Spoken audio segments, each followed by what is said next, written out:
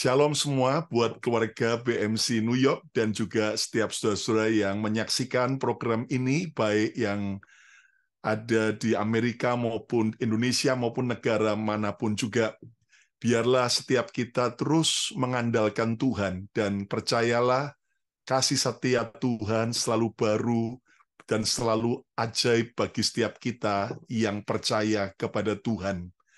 Sekalian, tahun ini Tuhan memberikan buat kita tema yaitu The Year of Revival, tahun kebangkitan. Dan subtema kita bulan November ini adalah The Power of Gratitude, kuasa dari ucapan terima kasih, ucapan syukur. Nah, saya akan sampaikan hari ini sebuah tema firman dengan judul Tahu Berterima Kasih. Tahukah Anda bahwa hari-hari ini ada begitu banyak orang yang ternyata hidupnya tidak tahu berterima kasih? Ya. Dan sekalian, mari kita belajar menjadi pribadi yang tahu berterima kasih. Ya. Dan kita tahu bahwa ada begitu banyak orang yang hari-hari ini hidupnya tidak di dalam kehendak dan rencana Tuhan. Tapi mari kita belajar menjadi orang yang tahu berterima kasih.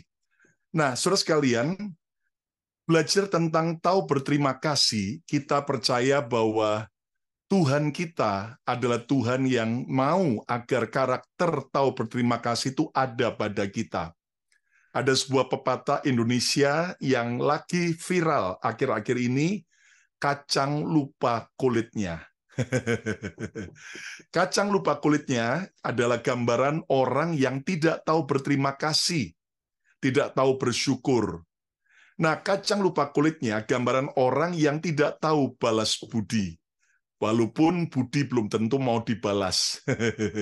Nah, jadi mari kita belajar untuk tahu berterima kasih. Jangan seperti kacang lupa kulitnya. Sekalian, hari-hari ini juga mata dunia sedang tertuju kepada bangsa Israel dan Palestina. Kita tahu bahwa, saudaraku, 7 Oktober 2023 terjadi serangan Hamas yang mengagetkan dengan korban 1.400 orang dari pihak Israel yang meninggal dan ada 240 orang yang disandera. Saudaraku, ada yang orang bertanya, mengapa sebagai orang percaya kita harus, yaitu saudaraku, juga menaruh perhatian kepada bangsa Israel.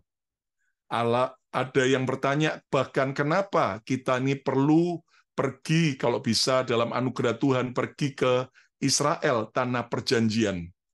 Tahukah Anda bahwa bangsa Israel adalah bangsa yang kecil, ya, negara Israel kecil sekali. Saudara, kalau Anda tahu, itu sebesar hanya seperti state New Jersey, ya. Jadi paling tidak kalau Anda dari ujung ke ujung sekitar 2 jam ngedrive sudah selesai state New Jersey. Nah, Israel juga sama. Nah, mengapa sebagai orang percaya kita harus juga memperhatikan, melihat apa yang terjadi senantiasa kepada bangsa Israel? Karena bagaimanapun juga Israel adalah bangsa pilihan Tuhan. Kenapa Tuhan memilih Israel? Mungkin ada orang berkata, kan Israel adalah bangsa yang punya kelebihan tapi juga kekurangan. Jawaban saya mengapa Tuhan memilih Israel, yang pertama adalah kedaulatan Tuhan. Ya, jadi suka-sukanya Tuhan. Tuhan mau memilih bangsa mana. Tentunya Anda jangan salah mengerti, semua bangsa Tuhan cinta. Tetapi ada bangsa pilihan Tuhan. Lalu jawaban saya yang kedua adalah karena Tuhan terpikat kepada Abraham. Abraham adalah bapak orang percaya. Abraham adalah saudaraku bapak daripada Israel, di mana kita tahu Abraham adalah orang yang percaya kepada Tuhan, taat kepada Tuhan, dan akhirnya dia benar-benar menjadi sahabat Tuhan. Dan kalau Anda mau menjadi orang yang dipilih Tuhan, jadilah seperti Abraham, orang yang percaya dan taat kepada Tuhan. Jawaban saya yang ketiga, mengapa Tuhan memilih bangsa Israel? Karena Tuhan akan dan sudah datang ke dunia, saudaraku, melalui bangsa Israel. Ya, Yesus lahir di Israel. Yesus mati dan bangkit dan naik kembali ke sorga juga di Israel. Bahkan Alkitab sudah menubuatkan bahwa Tuhan Yesus juga akan datang kembali kedua kalinya juga di Israel. Turun di Bukit Zaitun dan kemudian berperang dalam perang Harmagedon. Untuk apa? Untuk membela bangsa Israel.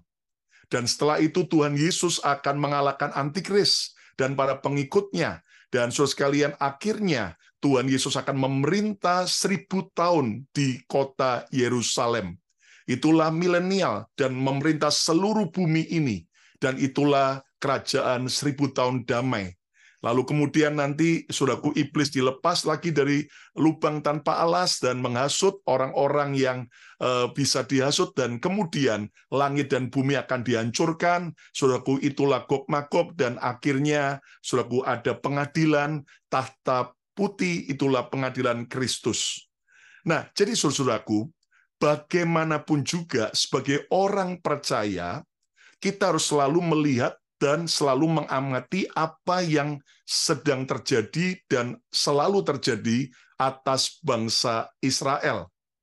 Apalagi di tengah konflik antara Israel, Hamas. Dan Anda harus tahu dengan jelas bahwa sebenarnya Hamas adalah kelompok politik teroris yang ingin menghapus bangsa Israel dari muka bumi ini.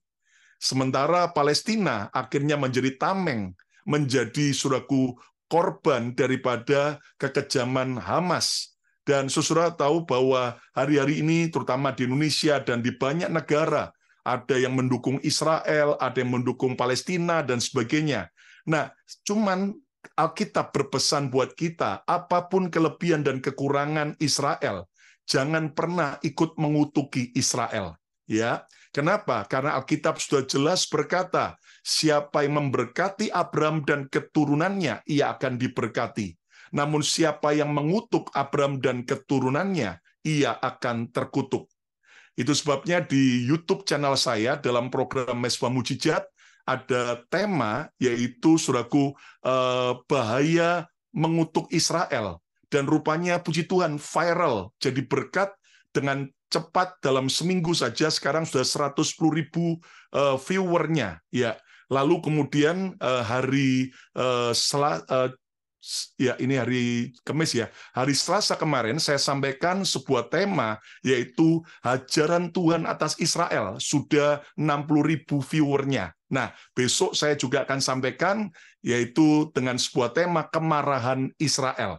Nah, saudaraku, kita lagi banyak melihat Israel. Jadi kita belajar, apapun terjadi, jangan sampai kita kemudian, saudaraku, mengutuki Israel.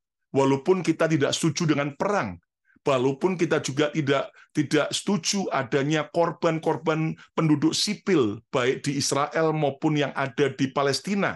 Tapi Anda mengerti bahwa Israel sudah memberikan peringatan lebih dulu untuk penduduk sipil meninggalkan bagian Gaza, bagian saudaraku yang akan digempur. Tapi rupanya Hamas justru memberikan propaganda, dan ternyata ada bukti bahwa ada 1.000 orang lebih Palestina yang ternyata dilarang, diancam untuk tidak meninggalkan tempat mereka. Supaya apa? Nanti ujung-ujungnya kalau sampai dihajar oleh Israel, akhirnya ngomong hak asasi, melanggar, dan sebagainya.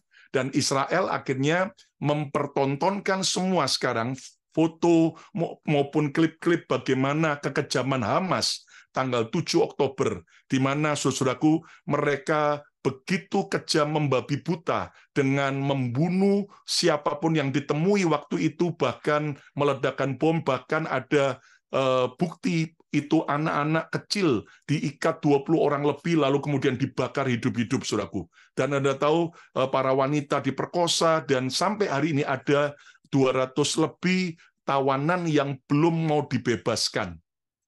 Jadi, saudaraku, sebetulnya Israel bukan menyerang Hamas atau menyerang Palestina, tetapi Israel adalah membalas serangan itu.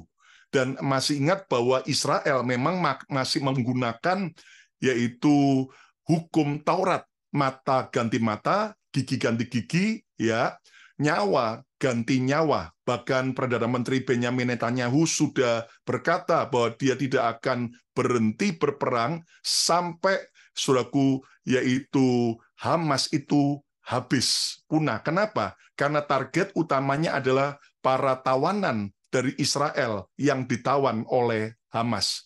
Jadi sekali lagi saudaraku, kita tidak mau campur dengan politik mereka, dan sekali lagi itu tidak ada masalah agama, karena dari pihak tentara Israel sendiri ada juga orang-orang Arab Islam yang jadi tentara Israel. Sementara, saudaraku, yang di Palestina juga korban di Gaza, ada gereja juga, ada orang Kristen yang juga jadi korban, dan Anda tahu, saudaraku, ini sesuatu yang kita perlu doakan supaya terjadi perdamaian segera antara Israel dan Palestina. Katakan amin. Ya, jadi ini yang kita perlu belajar, karena Yesus akan datang kembali juga di Israel.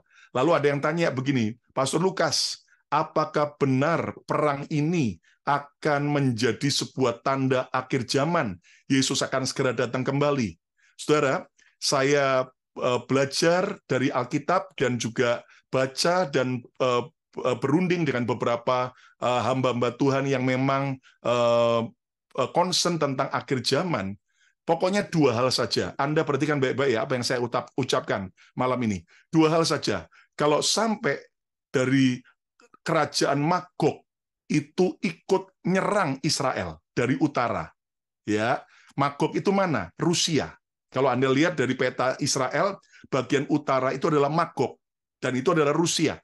Kalau sampai Rusia ikut nyerang Israel, lalu kemudian yang kedua, kalau sampai ya the big brother daripada Israel yaitu Amerika, kalau sampai tidak lagi memberi dukungan kepada Israel, wow, kalau sampai dua tanda itu terjadi, berarti itu adalah perang yang akhirnya sudah benar-benar menggenapi Alkitab, itulah perang Gog-Magog atau perang menuju kepada Armageddon. Ya, jadi selama sekarang kita lihat Joe Biden, Presiden Amerika masih mendukung, ya berarti ya masih aman ya. Tapi tetap berjaga-jaga, karena siapa tahu tiba-tiba berubah karena tekanan dan sebagainya.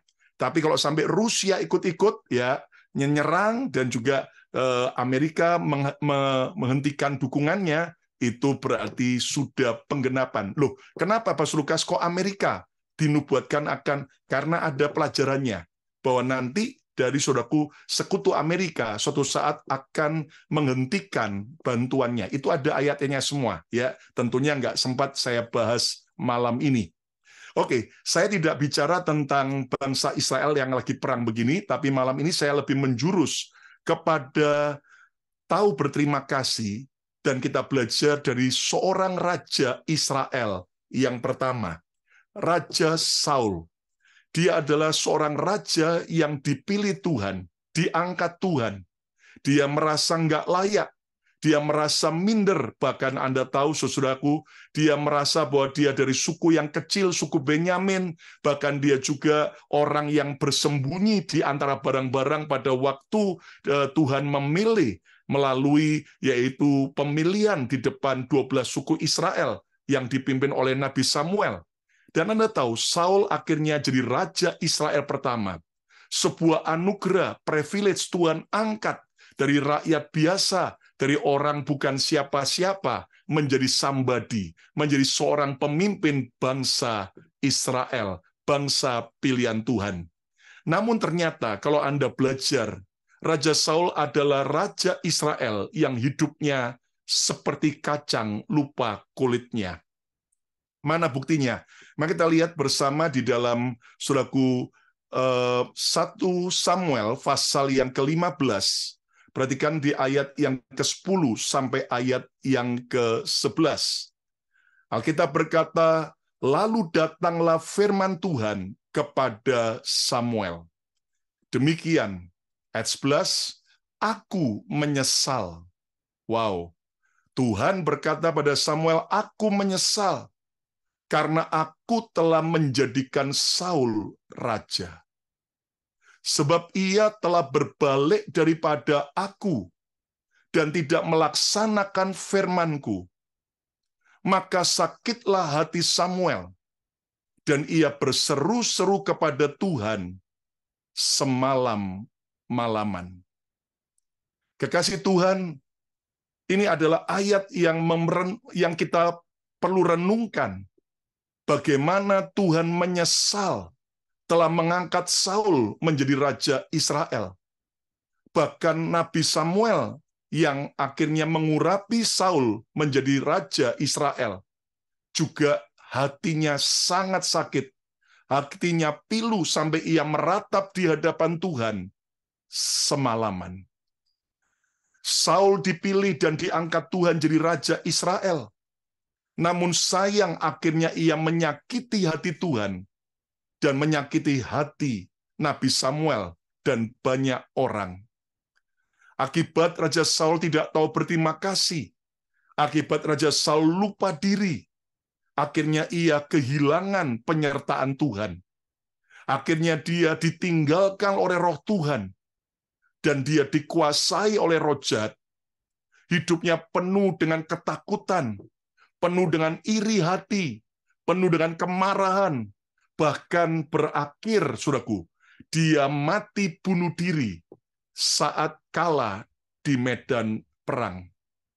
Anda lihat bagaimana dari seorang yang diangkat Tuhan, bukan siapa-siapa, menjadi orang yang luar biasa, diurapi Tuhan, dihormati, diberkati. Namun sayang, Saul berubah setia. Dia menjadi orang yang tidak tahu berterima kasih. Hari ini, saudaraku, kita belajar kebenaran ini. Tentunya bukan hanya sekedar sejarah Alkitab yang kita baca, tapi mari kita refleksikan dengan hidup kita. Apakah Tuhan bangga dan bahagia telah memberkati, mengangkat, dan menyelamatkan kita? Ataukah justru sebetulnya Tuhan itu menyesal, Tuhan itu sampai sedih dengan kehidupan kita, dari orang-orang yang dulunya bukan siapa-siapa, dari orang yang dulunya hancur, dari orang yang dulunya saudaraku nggak punya masa depan, tapi Tuhan angkat, Tuhan pulihkan, Tuhan selamatkan, dan Tuhan berkati, dan Tuhan urapi. Hari ini, saudaraku, jangan sampai kita membuat hati Tuhan menyesal. Kalau saudara dan saya dulu berdoa, pingin ke Amerika, di antara sekian banyak orang Indonesia yang antri di embassy kedutaan Amerika di Indonesia, dan banyak yang ditolak. Tapi kalau saudara bisa dapat visa, dan hari ini Anda dan saya mungkin sebagian besar ada di Amerika, pertanyaannya, apakah Tuhan senang, bangga, membuat kita jadi orang yang tinggal di Amerika? Ataukah justru Tuhan sedih, Tuhan kecewa dan menyesal? Dan saudara sekalian, mari kita bertobat hari ini. Mari kita sadar diri. Jangan sampai kita seperti Raja Saul. Seringkali kita berkata, Saul kurang ajar, Saul tidak tahu diri. Tapi jangan-jangan kita juga lebih parah daripada Raja Saul. Mari saya merenungkan, dan saya mau ambil komitmen. Mari renungkan dan ambillah sebuah komitmen. Aku tidak mau jadi seperti Raja Saul. Aku mau jadi orang yang tahu berterima kasih. Ayo yang mau ucapkan bersama saya, katakan tahu berterima kasih. Ya, yang online coba ketik katakan, saya mau tahu berterima kasih. Nah, kita akan belajar dari Raja Saul 3 rahasia agar kita menjadi orang yang tahu berterima kasih. Apa rahasianya? Yang pertama adalah jangan lupakan kebaikan Tuhan. Hanya simpel saja. Jangan lupakan kebaikan Tuhan. Sadari betapa baiknya Tuhan itu. Sadari bahwa Tuhan Yesus terlalu baik, sangat baik, dan yang terbaik. Ayo yang percaya katakan, Yesus sangat baik bagiku. Ya, coba ketik, Yesus sangat baik bagiku. Saudaraku, jangan anggap bahwa apapun yang kau alami hari ini, yang kau capai hari ini, itu kebetulan. Oh, ini memang kebetulan.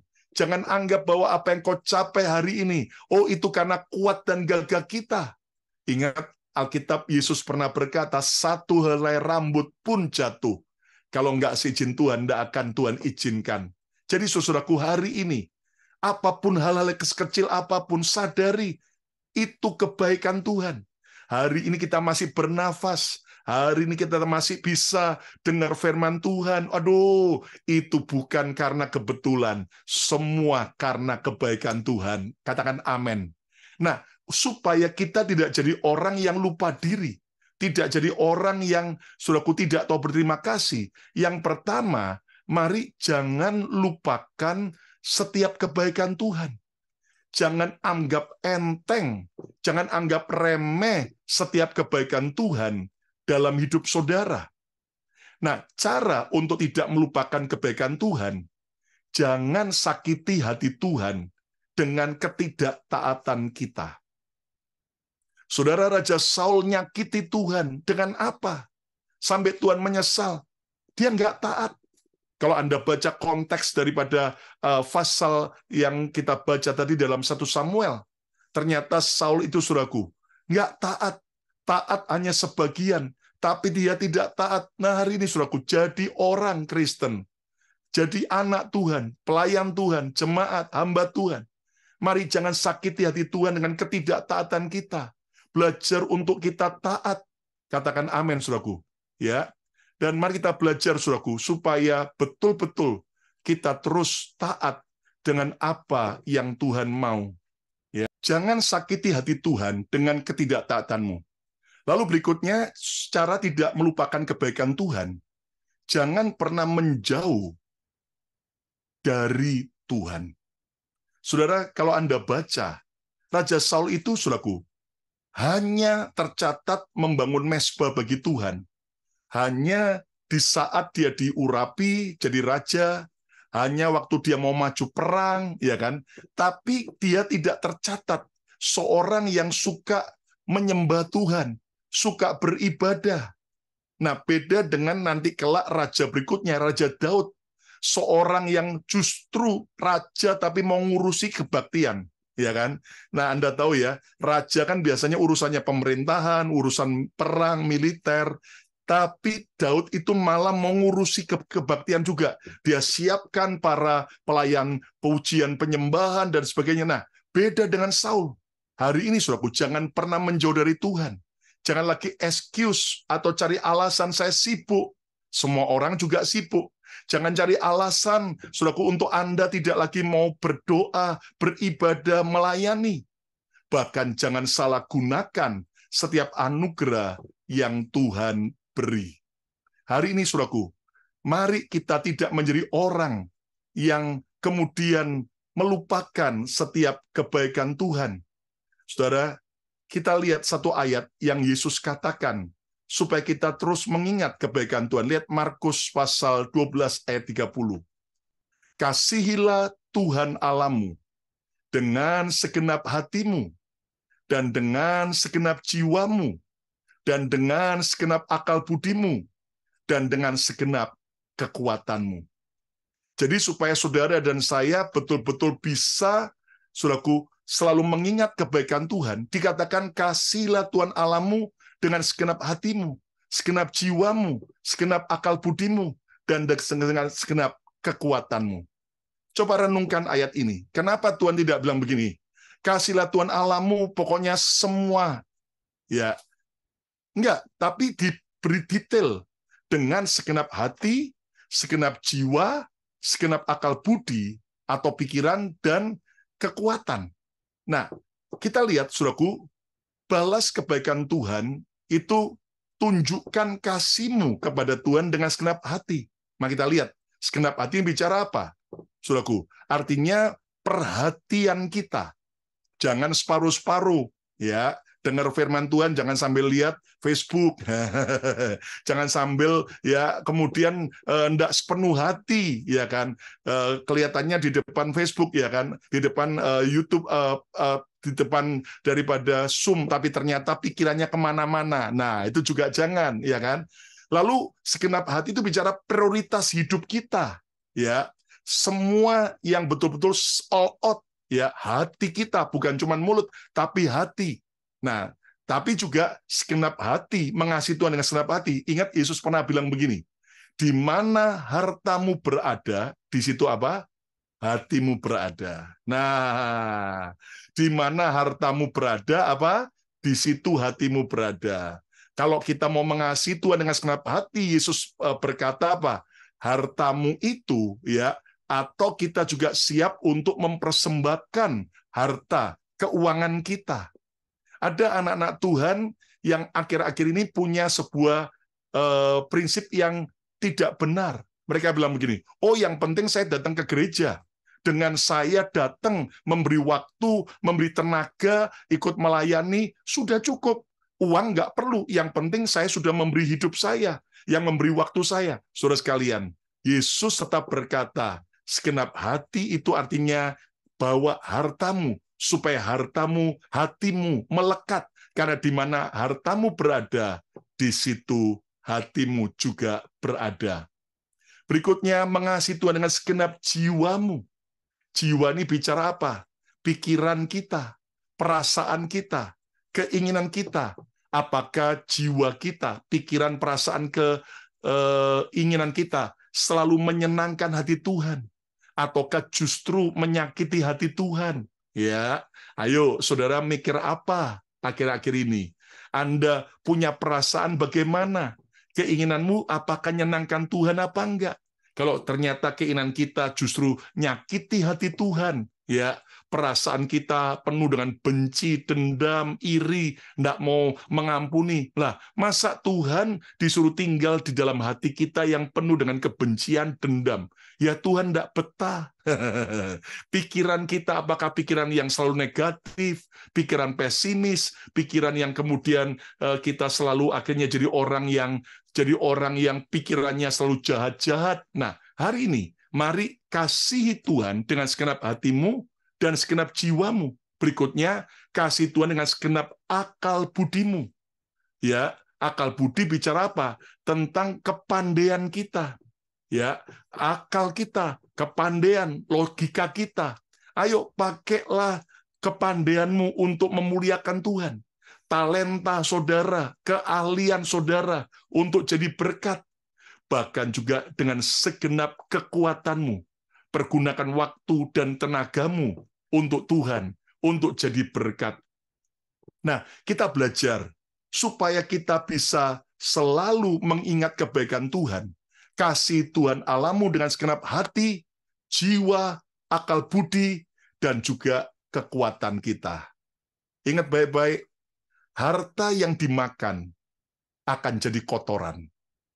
Harta yang disimpan akan jadi rebutan. Namun harta yang ditaburkan akan jadi investasi di bumi dan di surga. Amin. Saya ulang lagi ya. Harta yang kita makan jadi kotoran. Harta yang disimpan akan jadi rebutan. Lihat orang-orang yang nyimpen warisan, akhirnya jadi rebutan anak cucunya, ya kan? Bahkan belum mati pun rebutan, berantem, dan sebagainya. Namun harta yang ditaburkan akan jadi sebuah investasi di bumi dan di sorga. Ya, kita akan menginvestasikan segenap hati kita, jiwa, akal budi, dan segenap kekuatan. Jadi poin yang pertama, agar kita tidak jadi orang yang lupa diri. Yang pertama, jangan lupakan kebaikan Tuhan. Ayo ucapkan 2, 3. Jangan lupakan kebaikan Tuhan. Lalu yang kedua, agar kita tidak jadi orang yang lupa diri tapi tahu berterima kasih. Jangan lupakan kebaikan orang lain. Nabi Samuel adalah orang yang dipakai Tuhan untuk memilih, untuk mengurapi, dan meneguhkan kepemimpinan Saul sebagai Raja Israel. Namun lihat bagaimana Saul akhirnya. Begitu setelah dia jadi raja, dia memandang remeh, dia melupakan jasa kebaikan Nabi Samuel. Saul jadi sombong dan menyakiti hati Nabi Samuel dengan semua ketidaktaatannya. Saudara, Saul juga melupakan jasa dan kebaikan Daud yang telah membawa kemenangan besar bagi kerajaan Israel dari musuh dengan mengalahkan Goliat. Alkitab berkata bagaimana Daud memimpin pasukan Israel dan selalu memberi kemenangan atas Filistin. Namun lihat saudaraku, Daud juga adalah seorang prajurit yang setia, loyal kepada Saul. Tapi semua kebaikan-kebaikan Daud bagi Saul itu akhirnya dia lupakan semua. Kenapa? Karena gara-gara Saul iri dan akhirnya dia mau membunuh Daud. Dia memberikan cerita-cerita jelek tentang Daud. Dan Anda mengerti, saudaraku, akhirnya benar-benar Saul punya tekad untuk membunuh Daud. Lihat, kebaikan Nabi Samuel semua dilupakan oleh Raja Saul. Kebaikan Daud, jasa Daud, semua dilupakan oleh Raja Saul. Jangan jadi orang yang lupa dengan orang-orang yang telah berjasa dalam hidup kita. Siapa yang telah menolong kita, mendidik kita, yang mendampingi kita di saat bukan hanya suka, tapi juga duka. Siapa orang-orang yang mendukung kemajuan kita, kesuksesan kita. Saudara, jangan lupakan kebaikan orang-orang yang telah menolong kita. Amin, saudaraku. Nah, orang yang patut terus untuk dihargai itu siapa? Ya, yang selalu harus kita hargai, hormati, dan jangan pernah lupakan kebaikannya. Ya, orang tua kita pertama. Amin, saudaraku. Kita ini kadang-kadang sama orang lain lebih baik daripada dengan orang tua. Maka kita belajar, ini bicara tentang orang tua jasmani kita, tapi juga kebaikan orang tua rohani kita. Orang-orang yang telah membawa kemajuan, yang telah membuat rohani kita boleh bertumbuh, orang-orang yang menuntun kita untuk mengenal Tuhan Yesus lebih dalam lagi. Nah, orang tua, baik jasmani dan orang tua rohani, itu adalah mereka yang patut terus kita hargai. Bahkan juga pasangan kita, bagi Anda yang sudah menikah. Istri Anda, hai suami-suami, jangan pernah Anda lupakan semua kebaikan istrimu. Jangan yang terus diingat kekurangannya, ya, tapi ingat kebaikannya. Kalau sampai ada wanita yang mau menikah dengan kita para pria, itu benar-benar wanita yang rela mengorbankan hidupnya, ya kan? Nah, jangan lupakan pasangan kita.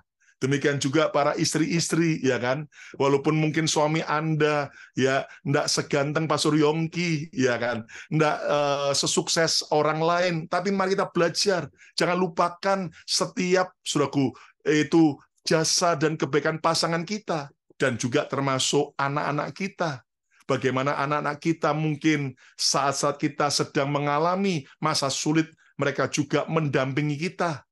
Lalu juga jangan lupakan guru dan mentor saudara, orang-orang yang telah mendidik, mengajar saudara, bahkan orang-orang yang pernah menolong kita, karena itu adalah orang-orang yang harus terus kita hargai. Lihat, Tuhan Yesus juga melanjutkan ayat berikutnya dalam Markus 12 ayat 31. Dan hukum yang kedua ialah kasihilah sesamamu manusia seperti dirimu sendiri. Tidak ada hukum lain yang lebih utama daripada kedua hukum ini. Selain kita harus mengasihi Tuhan, tapi jangan lupa kita juga harus mengasihi sesama kita. Perlakuan kita terhadap orang lain merupakan ekspresi perlakuan kita kepada Tuhan. Saya ulang lagi, perlakuan kita terhadap orang lain merupakan ekspresi perlakuan kita terhadap Tuhan. Bagaimana saudara bisa mengasihi Tuhan yang tidak kelihatan mata kalau kita tidak mengasihi orang-orang yang ada di sekitar kita? Bagaimana kita bisa menghormati Tuhan yang tidak kelihatan kalau kita tidak bisa menghormati orang-orang yang harus kita hormati. Sebelum orang percaya pada Yesus, mereka harus bisa mempercayai kita. Sebelum orang melihat Yesus, mereka juga harus melihat dirimu seperti Yesus. Nah, mari kita belajar agar kita tidak lagi jadi orang yang melupakan kebaikan orang lain. Saudara, mari kita renungkan. Kita seringkali melupakan kebaikan orang lain. Lebih mudah ingat kesalahan orang lain daripada kebaikan orang lain. Sedihnya 1000 kebaikan orang lain. Hanya dengan satu kesalahan saja, akhirnya kita hapuskan. Saudara lihat buktinya, berapa banyak hubungan rusak, padahal sudah ada begitu banyak memori baik, kenangan-kenangan baik, tapi hanya karena 1-2 kesalahan, akhirnya dia kecewa, dan semua ribuan kebaikan itu akhirnya dilupakan, dan bahkan yang diingat hanya kekurangan. Hari ini, saudaraku, maka kita tidak jadi seperti Raja Saul, yang akhirnya lupa dengan kebaikan orang-orang yang telah mendampingi dan membuat dia sukses. Lalu yang ketiga, yang terakhir, bagaimana cara agar kita tidak lupa diri, tapi tahu berterima kasih. Rajinlah berbuat baik dengan hati ikhlas. Raja Saul bukannya sibuk berbuat baik pada masa pemerintahannya, pada masa dia diangkat Tuhan. Namun justru Raja Saul sibuk hanya untuk dirinya sendiri. Lihat, saudaraku, kalau Anda baca dalam 1 Samuel, bagaimana Saul itu hanya sibuk untuk dirinya sendiri. Bahkan dia rela melanggar perintah Tuhan hanya untuk dirinya sendiri. Ketika disuruh sabar menunggu sampai Samuel datang, barulah Samuel yang akan memimpin saudaraku korban bagi Tuhan sebelum bangsa Israel perang. Tapi ternyata, saudaraku, sekarang Saul lihat orang sudah mulai ketakutan dan meninggalkan. Saul tidak mau jadi pemimpin yang kehilangan orang. Akhirnya dia melanggar perintah Tuhan. Raja yang melakukan tugas imam, dan itu membuat Tuhan menyesal. Ketika akhirnya melawan bangsa Amalek, sudah diberitahu semuanya harus dihabiskan. Tapi ternyata Raja Agag dan juga kambing domba yang gemuk-gemuk itu disimpan oleh Saul. Nah, hari ini, saudaraku, mari kita belajar untuk jangan cuma sibuk untuk diri sendiri. Hanya mimi, egoisnya bukan main. Tapi mari kita belajar untuk berbuat baik dengan hati yang ikhlas. Saudaraku, Saul jarang berbuat ibadah. Saul hanya sibuk mengejar dan mau membunuh Daud. Lihat, itu dalam pemerintahannya sebagian besar, itu hanya sibuknya ngejar, mau membunuh Daud. Bahkan juga Saul pergi kepada pemanggil arwah orang mati, yang sangat dibenci Tuhan. Dan akhirnya Saul, saudaraku, dirasuk setan. Dan besoknya dia kalah perang. Dan dia akhirnya mati bunuh diri. Daripada kita sia-siakan hidup ini hanya untuk diri sendiri, ayo kita belajar terus berbuat baik, lakukan kehendak Tuhan dengan hati yang ikhlas. Ayat yang terakhir Galatia 6 ayat 9-10. Janganlah kita jemu-jemu berbuat baik. Jangan jemu-jemu berbuat baik. Pokoknya terus berbuat baik. Terus lakukan kebaikan. Terus setia melakukan kehendak Tuhan. Karena apabila sudah datang waktunya, kita akan menuai. Haleluya. Tahun depan 2024 Tuhan memberi kita tema tahun tuaian besar. Amin. The year of harvest. Percaya, kalau kita terus berbuat baik dengan hati ikhlas, dilupakan orang maupun diingat orang, tidak ada masalah. Yang penting terus tabur kebaikan. Lihat, kita akan menuai jika kita tidak menjadi lemah. Artinya, saudara nggak boleh lemah untuk berbuat baik. Kalau kita lemah pada bagian akhir untuk berbuat baik, kita nggak akan menuai. Ya kan? Lalu lihat ayat yang ke-10. Karena itu selama masih ada kesempatan bagi kita, marilah kita berbuat baik kepada semua orang, tetapi terutama kepada kawan-kawan kita seiman. Saya merenungkan ayat ini. Kenapa Paulus tidak berkata, berbuat baik pada semua orang, tapi ditambahi kalimat terakhir, terutama kepada kawan-kawan kita seiman, orang-orang yang dekat dengan kita. Kenapa? Karena seringkali orang-orang yang dekat dengan kita mengecewakan, menyakiti kita, sehingga kita bilang, waduh, percuma saja saya buat baik, percuma saja saya menolong. No. Paulus berkata, jangan pernah jemu-jemu. Kita bisa jadi berkat bagi bangsa lain, tapi dengan bangsa sendiri, kita harus jadi berkat. Kita harus jadi berkat bagi outsider, tapi bagi insider, keluarga kita, orang dalam kita juga harus mau jadi berkat. Nah, kebaikan yang bisa kita lakukan untuk kita terus jadi orang yang tahu berterima kasih, bawa orang lain kepada Yesus. Saudara, lihat Alkitab berkata, yang membuat malaikat surga seisinya bersorak-sorak, nari-nari bersukacita, yang membuat hati Tuhan ketawa saat satu jiwa kita bawa pada Yesus. Ayo, saudara, Anda cari jiwa, bawa teman-teman kerja saudara, keluarga Anda datang pada Yesus. Gunakan sosial media Anda untuk selalu cerita tentang Yesus, cerita tentang Tuhan, lalu menjadi teladan dan inspirasi yang baik. Terkadang kita harus sadar bahwa action kita akan berbicara lebih kuat daripada perkataan kita. Ya, lalu berbagi hidup kepada orang lain. Ketika kita bisa menolong orang lain, ada orang lain yang butuh sebuah pengetahuan dari kita nggak pelit ilmu, kita cerita. Nah, tahukah Anda bahwa karisma menarik perhatian banyak orang, tetapi karakter menarik hati orang. Saya ulang lagi, karisma menarik perhatian banyak orang.